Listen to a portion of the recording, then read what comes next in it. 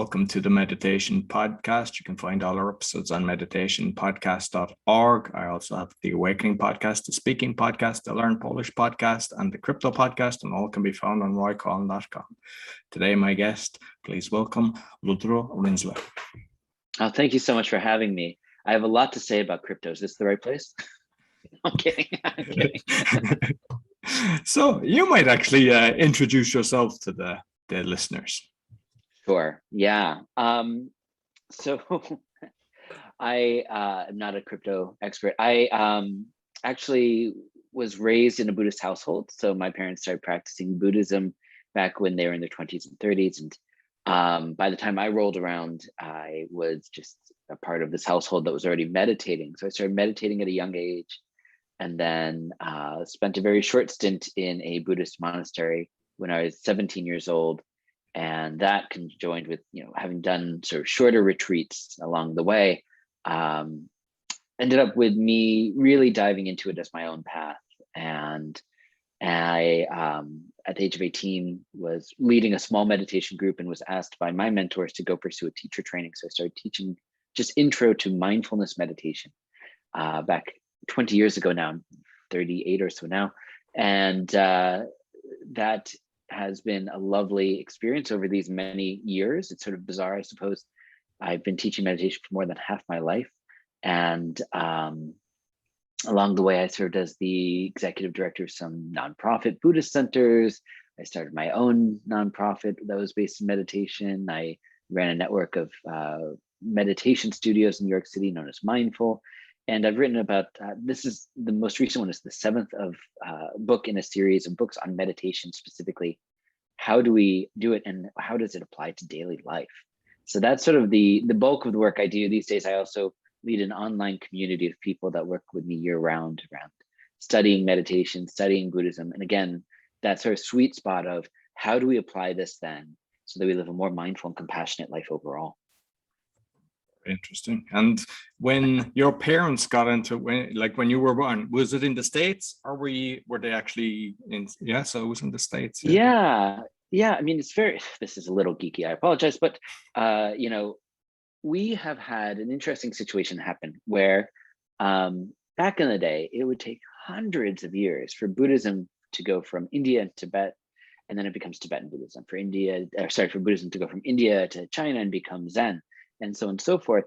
And we have had many forms of Buddhism come to the West in just the last 60 years. And that has been the sort of, Buddhism has predated that particular movement. That movement inspired a lot of Westerners to get involved. So we are in the sort of baby throes of all of these different people. So my parents started studying in the 70s, I guess late 60s even. And it is, not that long in the grand scheme of things, but also very early in terms of Tibetan Buddhism coming to America. So we have, I'm sort of a weird rarity in that I'm second generation Buddhist, whether you would say I'm a Tibetan Buddhist, I do study primarily with Tibetan Buddhist teachers, or whether I'm some sort of new Western Buddhist, I don't know. I don't think that's actually, it's too early for us to say anything. But the flip side of this, the reason I even bring this up is in this geeky way, is because I think we're at an interesting time where we are in these early generations of Buddhism being in America and sort of conjoining with our culture and figuring out what that means. And anyone who's practicing meditation these days is sort of part of this movement and figuring out what is this going to look like for the centuries to come. And when you were a child, did your friends and neighbors know that you were doing this, or it's in school, and how did they treat you? Yeah, I always joke that this is probably not the only reason I was pushed into lockers growing up, but it didn't help that I meditated. We think of it as this really interesting, cool thing now, but back then it was, there's just a lot of stereotypes that probably still exist to this day. Maybe the stereotypes have become more palatable or something, I'm not sure. But, the idea of this being something that only monks do, this being something that you have to be on the top of a mountain with the beautiful clear day behind you. Like there's not like these sorts of things that sort of have been presented by Hollywood over the many years. And I think now we're getting to the point where, maybe partially due to all the wonderful research that's come out, we realize, oh, this is something anyone can do, and they can do it in their own homes, they can do it anywhere. And that's sort of a beautiful thing to have watched over the last couple of decades, that is no longer this weird thing that those people do over there, or any presumption about the type of person that meditates. It's become mainstream enough that it's something that everyone says, oh, I could give that a try. Excellent. And for those that don't know what Buddhism is, I mean, like some people might think, shaven head and wear the robe as a monk, but what is Buddhism? Yeah, it's interesting because I really, once a year in January, I lead a 5-month meditation teacher training. Since it'll be the 7th year I've done it, something like that. And the thing I always tell these people is like, yes, you learn to become a meditation teacher, but you're also sort of on the front lines of like re-educating people about what these things actually are, because there are so many misinterpretations, as you just noted. What is Buddhism? What is meditation? And it's not weird. It's actually quite normal. But if we go back to the historical Buddha 2,600 years ago, he was a human being like you and me. And through the act of meditation, just being with himself, being with the body breathing, he was able to wake up to see reality more for what it is and less for what he projects it to be. Less. And this is the same thing with us. Like we just spent so much time lost in our head of, what if this happens? What if that happens? Well, I wanted to go this way. It didn't go that way. My reality shattered. Like we're very rarely just present enough to be with things as they are. And that's what the Buddha practiced. And in doing so, was able to wake up in this very big way and be more skillful in helping others. So when we look to what he offered in terms of teachings and how to follow in his footsteps, it's basically that. It's like how much, it's like 10,000, 84,000 different ways of how can we actually be with reality as it is? How can we actually remain present in our life? And that's not a religious thing. That's not a dogmatic thing. That is just a thing that is practical. And if people, the Buddha himself at that time, when he first walked over to this group that he used to practice meditation with, and they're sort of magnetized to him and they're like, hey, you seem enlightened. What's going on over there? He said, listen, rule number one, not even rule number one, I shouldn't say that, but like guideline number one, if what I say doesn't mesh with your experience, then don't do it. It's only if this actually rings true to you, this feels right. And that has been the guidelines for Buddhism in all these different cultures over, several thousand years now, right up to us today, where we study these practices, we study these teachings, and we sort of see how they mesh with our experience. And if they don't, then we should not necessarily believe it. But if it does, because so much of it is like, things are impermanent, I guess that's true. Like, then we can sort of study it more and see how it might help us in our life. Okay, excellent. And what's your kind of way of meditating? Yeah, often when I'm giving you a backhanded answer here, when I start teaching people meditation, it starts with the act of mindfulness meditation. And that is generally what I end up talking to people most about, which is, as I talked about, even going back to the time of the Buddha, what he did. We sit there, we notice how the body's breathing. And when we get distracted into some of those thoughts that are not based on what's happening right now, what if this happens? What if that happens? This conversation I had yesterday, we acknowledge it. We come back to the present moment. We just keep doing that over and over again to retrain the mind, so that we realize we don't have to chase after every anxiety producing thought. We can learn to be present. So that's the bulk of it. And I do that a fair amount. And I also do more sort of formless practices where we just sort of relax into, being with things as they are without as much of an object of meditation like the breath. But I think for most people, what we need to do is really get really solidly able to just stay, to be present. And there's other practices within Buddhism, of course, loving kindness practice, practices around compassion and things like that. But we sort of need to build that foundation of just being open and present with ourselves before we start to sort of do fancy things like contemplation. Excellent. And the way, like I see your pictures where, I don't know, is it called the lotus position, the legs crossed and everything. So, I mean, what's your thoughts on that? Because for me, I can't sit like that. And even I tend to lie down if I'm meditating. It just works for me. As you said earlier, do what works for you. For me, the sitting up doesn't, the lying down does. And just is there kind of, I suppose, science, or is there a way with the way the fingers and everything, why people are doing that? Yeah, so most of Buddhist meditation is not, there's not sort of a particular, the word would be mudra in terms of holding the fingers in a certain way and things like that. So what you just did is actually in Kundalini meditation, working with energy and things like that. And that comes from a completely different tradition based in the Hindu system. And that's wonderful. It's very good. It's just different. And I think that's when I sort of talk about like re-educating people around what is meditation, what isn't meditation. That is a totally valid thing that comes from a tradition. These days we see people with lots of followers on Instagram and things like that. And they say, well, here's what I do. And they sort of have made something up that feels nice to them. And that's not actually helpful for others. So things like that, I think it's always interesting to work with people and say, oh, I'm going to try Kundalini meditation. I'm going to try Vedic meditation, different system styles that have been around for thousands of years, and say, does this feel right to me? But in Buddhism, if we talk about mindfulness, we can be mindful. I should probably define what I mean there, in any number of situations. So mindfulness, the classic definition would be that we are present to what is currently occurring without judgment. So when I say mindfulness meditation, I'm often referring to us being present with the body breathing just as it is, no need to control it, no need to change it. And then we be there with it without judgment. We don't sit there saying, God, I used to breathe much more shallow. Why am I breathing? We don't do that. We just are there open without bias. So, the more we do that, people are like, well, I want to be mindful in the rest of my life. I want to be mindful while I eat. We're more likely to be able to be mindful while we eat if we've been training the mind to be mindful of something simple like the breath. Because then we're tasting our fruit, our orange, and the mind drifts off and we acknowledge it. We come back to the present moment. Again, we're tasting the fruit, tasting the morning coffee, being present with a conversation. That when the mind wanders off, we bring it right back because we've trained the mind to be present. And that's the beauty of mindfulness meditation, that we actually start to enjoy many of the simple things in our life because we've been retraining the mind that we don't have to be 25 places at once. We can just be here. Now, the posture.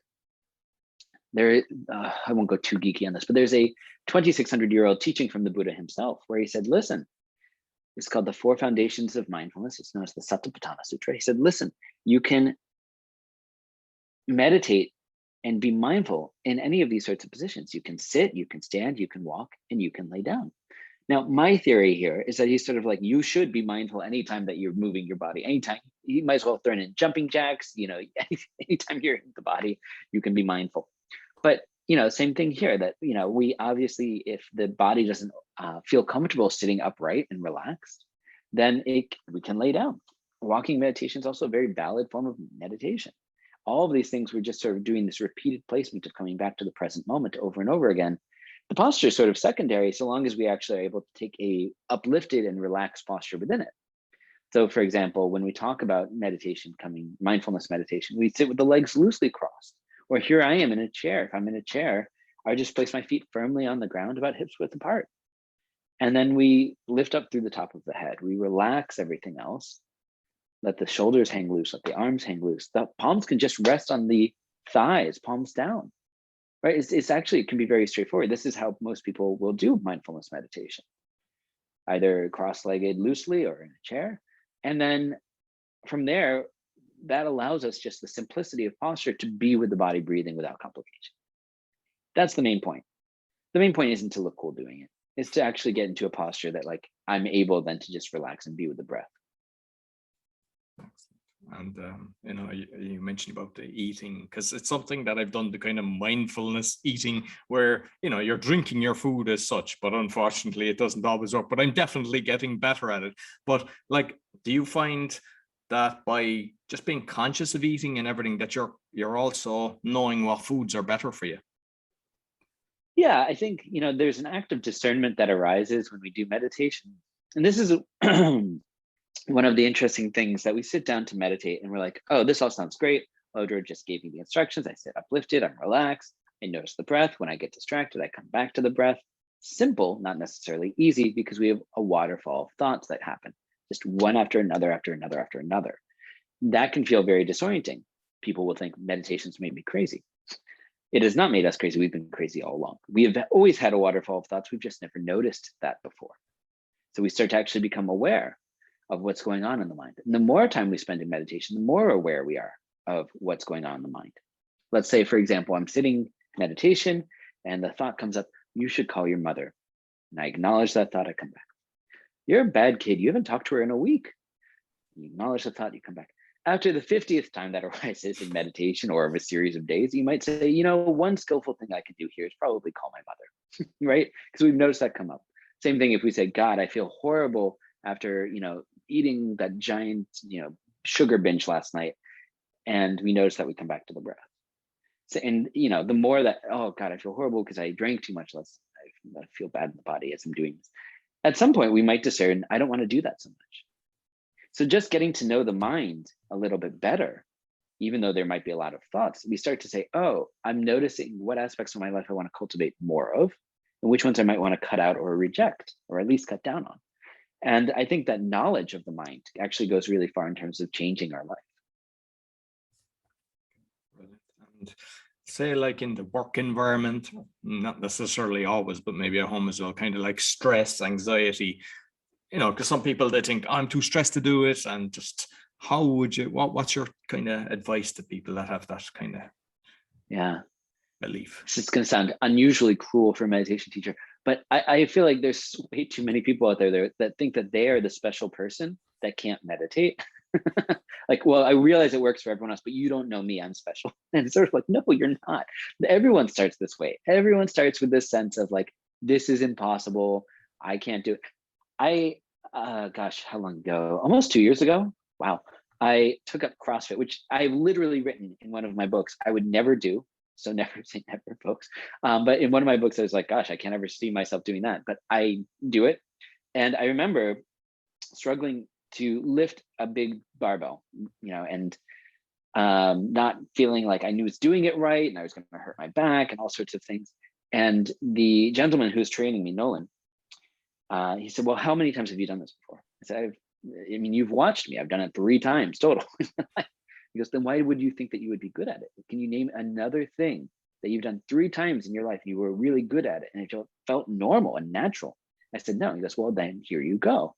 And here I am 2 years later, and I was actually talking to someone who's newer. I said, that was the main change for me. That was like, oh, I get out of these classes. I say, I know how to do the thing. Like, it's just built into my body. I instinctively do it because I've trained over and over again.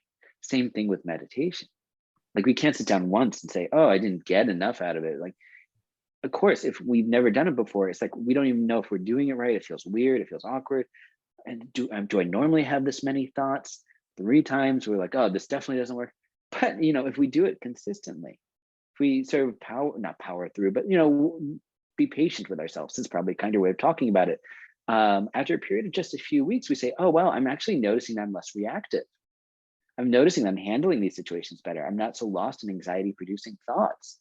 Maybe it's because I've been meditating. Maybe it's because I've been doing that work, and it just sort of feels natural for us to do those things. So I think it is a little bit of a situation where it's a bit of a leap of faith to some degree initially, because it doesn't feel good right away. It's not, people in this re-education we've been talking about feel like, oh, I should come out of a half-hour meditation class, I should feel like I just got a massage. And yet they come out and they're like, I have more thoughts than I ever thought was possible. This is the things we have to re-educate people about. Like, that is normal. All of these things are normal, which is why I often recommend people who are going to like work with a teacher, whether it's in person, whether it's on Zoom or whatever, but something that you can actually say, hey, here's my struggle. Here's my question. My knee hurts. I find I've got a lot of thoughts. Is this normal? And I always joke when I leave this meditation teacher trainings, I'm like, 98% of the time, when you get a question from a student, you're gonna have to be like, yeah, that's normal. And then the other 2% of the time, you're like, well, let's talk after class. But there has to be the sense of normalization. Like, yes, it's normal to have a lot of thoughts. Yes, it's normal for the body to feel a little awkward if we don't normally hold that posture. But same thing like that deadlift analogy, like lifting the big barbells. It just sort of gets into our mind and our body over time, and it just starts to feel more natural.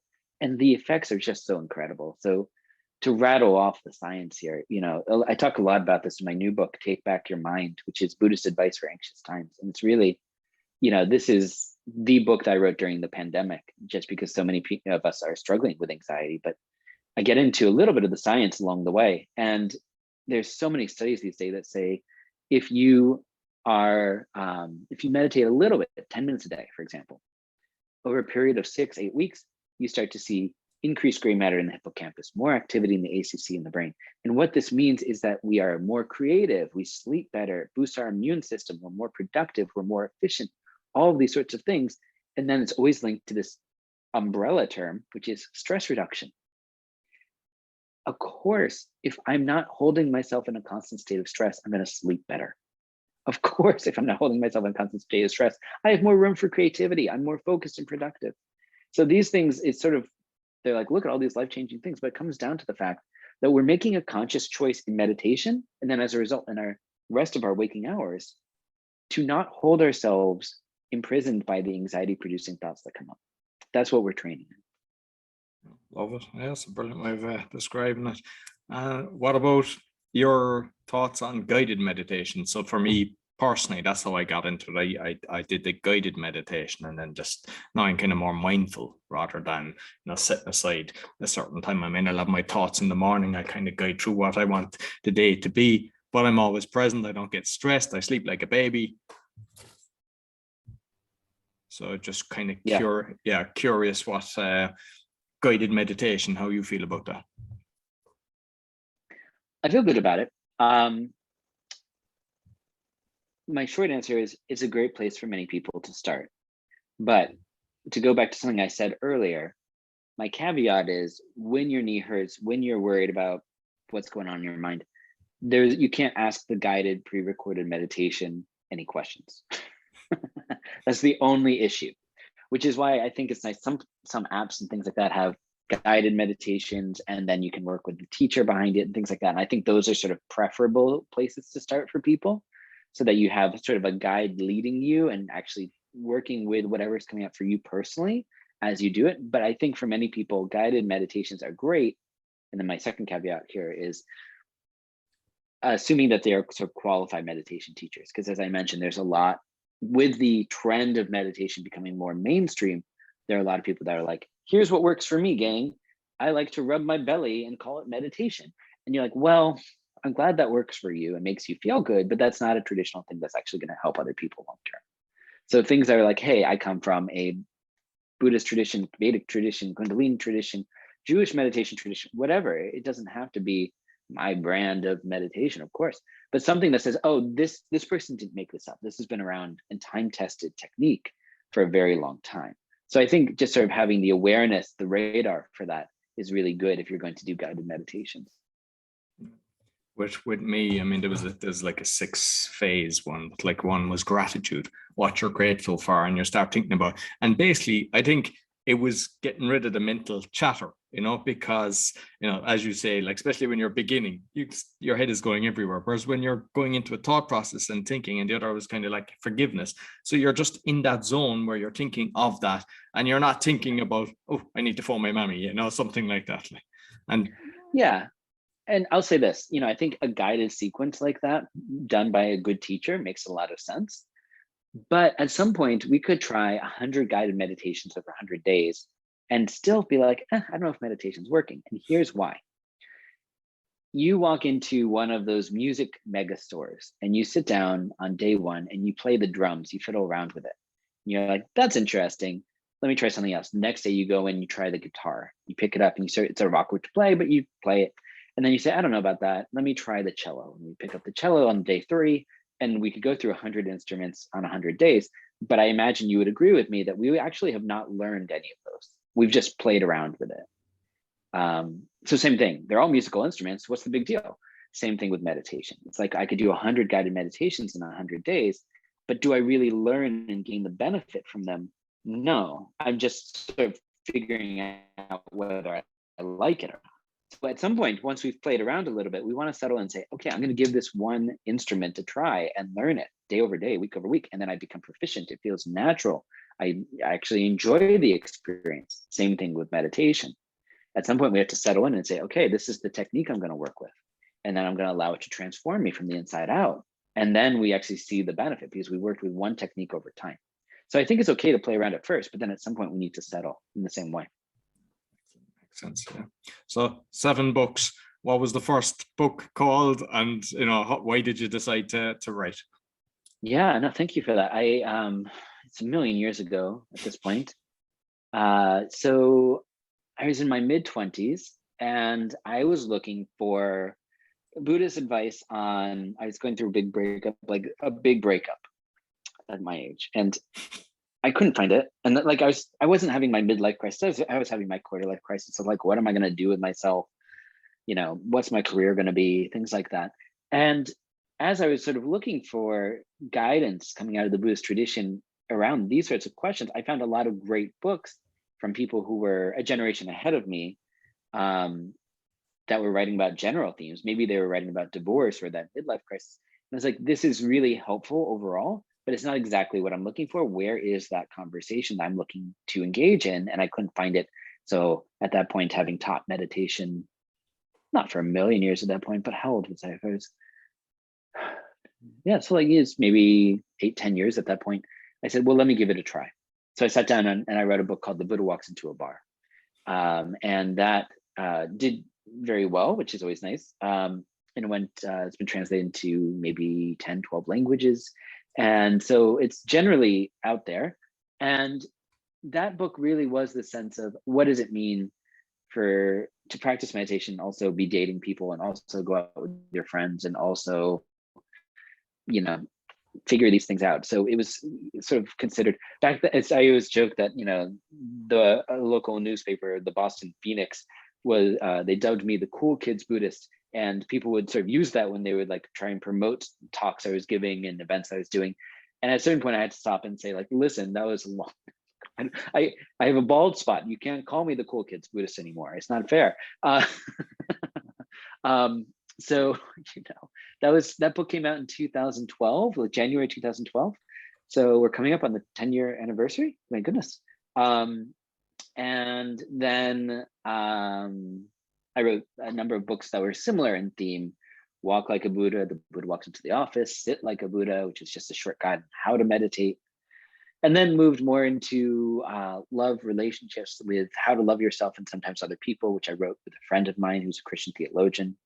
And then Heartbreak, which like what naturally follows after a book on relationships, but Heartbreak, and that was Love Hurts, which is Buddhist advice for the heartbroken.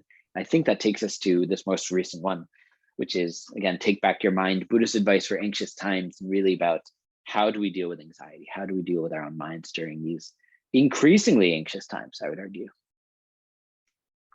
And like for that, because I mean, like, you know, we discussed prior to recording just about the COVID thing and, you know, how it's affected a lot of businesses. And, you know, I mean, I'm not letting it get to me. You know, one of my podcasts is actually exposing fraud and corruption. So I'm exposing a lot of this fraud that's going on. But I see a load of people, they're letting it get to them. They're getting really down. They're getting really depressed. And I think, you know, I'm a firm believer mindfulness and meditation is going to be a savior for them.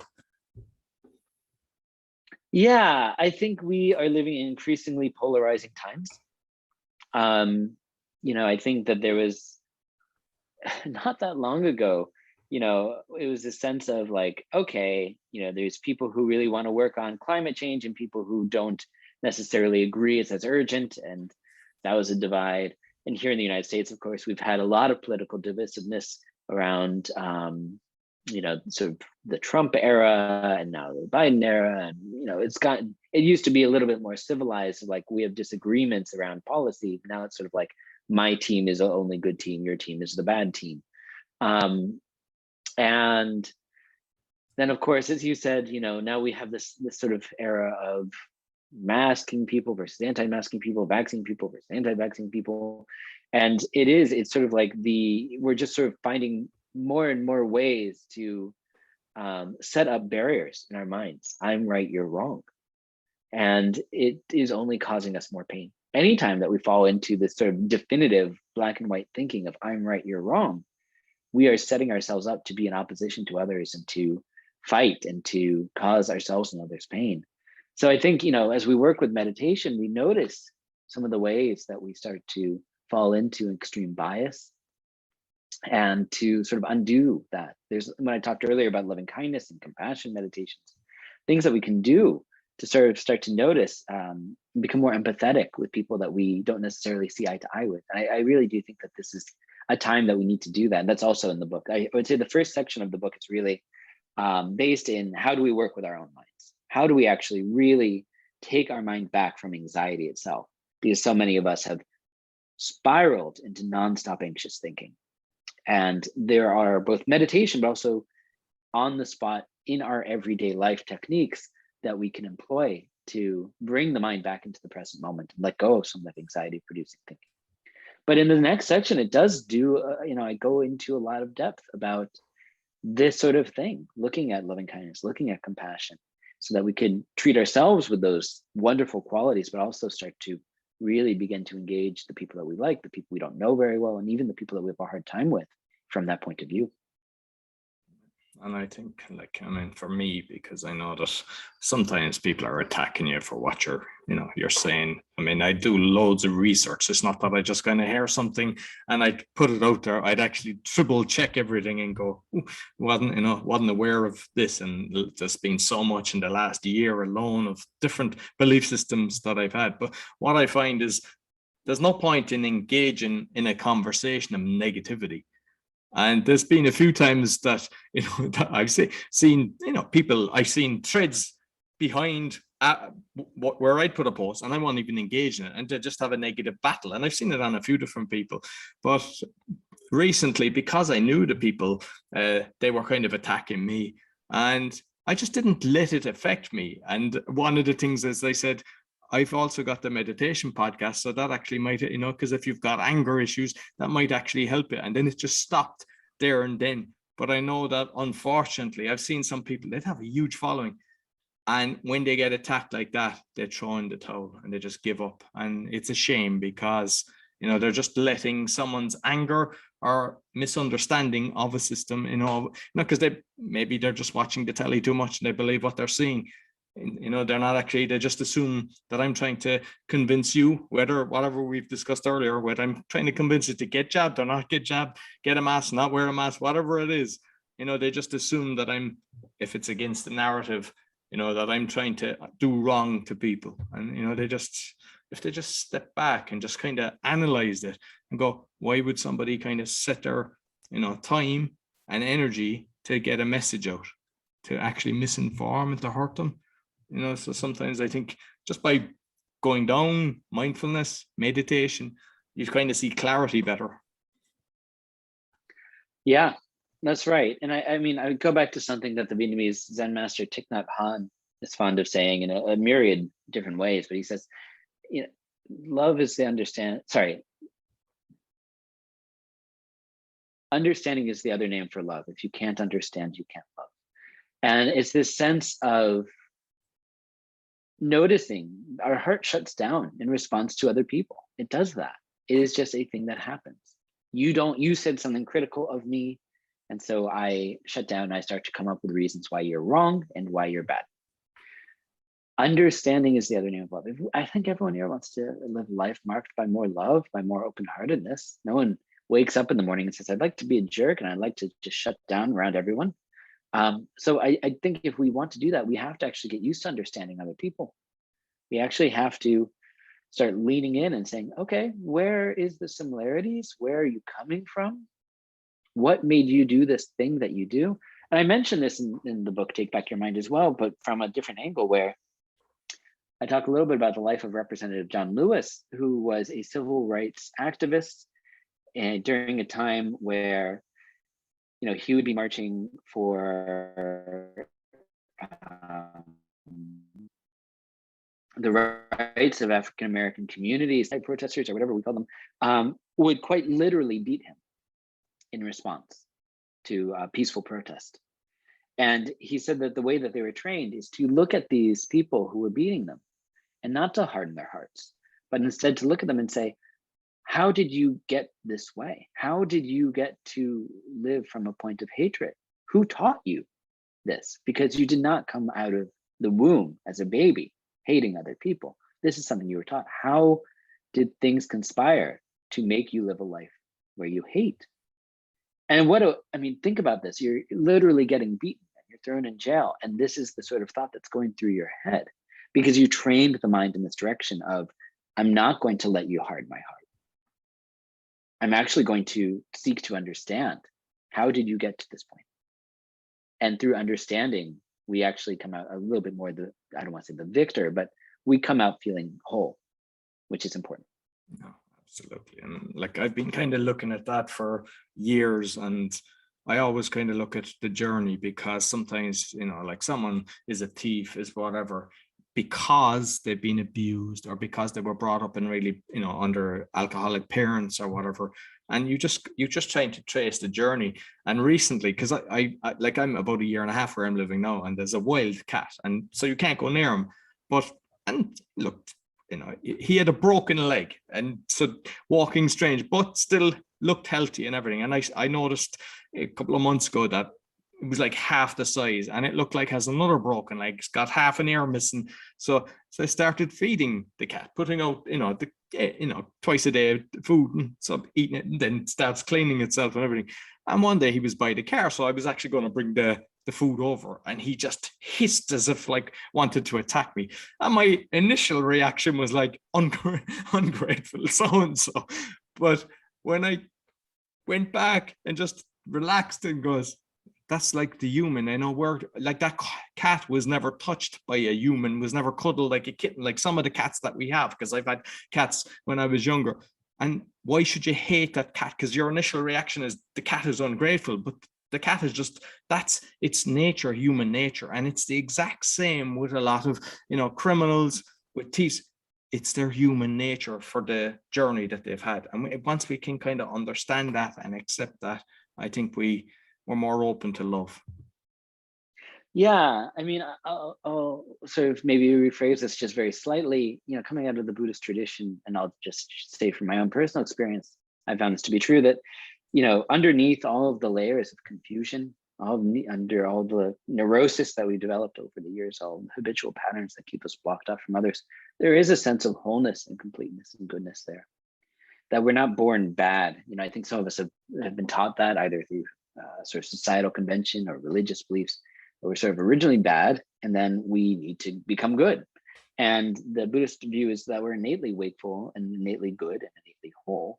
And we just need to remember and realize that and form a deeper connection to that basic goodness. With that in mind, many people act, ourselves included, from a place of confusion at times because they are confused about that. So I think it's sort of like, okay, not like this is who you are. Human nature is that you're a mess up or that you're a bad person. It's that you're fundamentally good and that you've gotten very confused along the way. You don't have much of a relationship to that. You have a relationship to your neurosis, and that's sort of dominating what's going on here. So it's a little bit of a different idea, but I think it's sort of helpful for us to do that, because then we don't say, oh, I'm up here and you're down there. It's sort of like we're all figuring this out to some degree. Yeah, absolutely. Listen, Lodro, thoroughly enjoyed our conversation. How can people get in contact with you? Sure. I'm easily reachable over at lodrorinzler.com. I'm committed to anyone who's sort of gone this long into our conversation. We've certainly dedicated a lot of time to us. So I'm always happy if you reach out to respond to your emails and things like that, and to have a dialogue with you. And of course, on Instagram and Facebook and things like that, you can find me at Lodro Rinzler. I'm easy to find in that regard. So, all of this said, I do have I'm not quite sure when this will come out, but I'm running a free meditation class on this topic called Discovering Goodness in the World. It's based on the new book, Take Back Your Mind, starting in late October. So if people are interested, they could even just go to that site and sign up for that as well. Okay, excellent. Yeah, and I'll make sure I put all the links for all our social media and that on the podcast description. Okay, thank you very much. Yeah, thank you so much for having me. No worries. So that's all for the meditation podcast. You can find all our episodes on meditationpodcast.org. Be sure to give us a 5-star rating, thumbs up, share with your friends. Until next week, take care.